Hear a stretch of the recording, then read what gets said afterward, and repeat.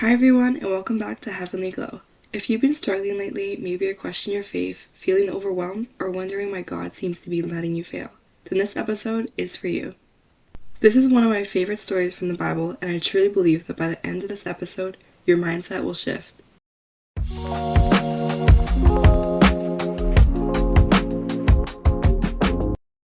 While reading the Bible, I came across the story of Job, and it completely changed the way I viewed suffering, setbacks, and silence from God.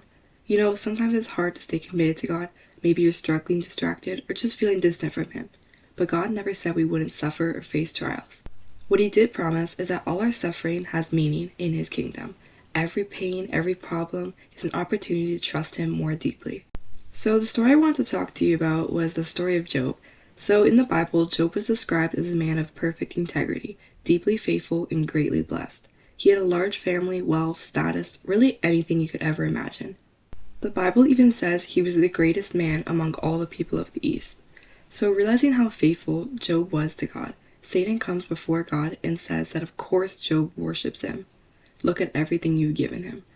And with that, the story then goes on where God allows Satan to test Job, not as a punishment, but to prove Job's faithfulness to God. He tells Satan, you may touch everything Job has, but you cannot harm him physically.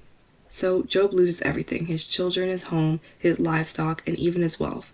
But through it all, Job does not sin, and he still never blames God. Then, Satan asks to test Job again. This time, God allowed him to harm Job physically, but not to take his life. So, Job was struck with painful boils all over his body. His own wife tells him to curse God and die, but Job responds with, should we accept only good from God and not adversity? And still, Job does not sin. Now, here's where things get even more interesting. So, Job's 3 friends come to comfort him, but instead of encouraging him, they try to explain his suffering. So each friend takes turns speaking, where the first friend hints that Job must have done something wrong to deserve this. The second friend suggests Job's children must have sinned, which is why they died. And lastly, Job's third friend goes even further, bluntly accusing Job and telling him to repent. Now here's what really stood out to me. Even Job's closest friends assume that suffering must be the result of sin. Yet God never said this was a punishment. It was actually just a test. So this shows us a few things. First of all, not all suffering is a result of wrongdoing, and that sometimes even the most faithful people will face hardship. It doesn't just happen to those who do wrong. It's a part of life. And a big part I really noticed about this story was that not all advice, even from close friends, is helpful or true. This is why it's so important to surround yourself with like-minded people who lead you closer to God rather than further. And really, the only one you should rely on and look to for guidance is God, especially in times of struggle.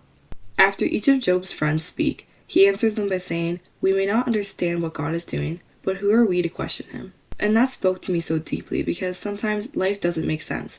Faith means trusting even when you don't have all the answers. It's not about what you see, it's about believing in what you can't see. And one line that really sticks to me is, don't measure God's justice by what you see now. God sees the full picture, you only see a frame. So if everything in your life feels like it's falling apart, don't jump to the conclusion that God is punishing you. He may be testing you, refining you, or preparing you.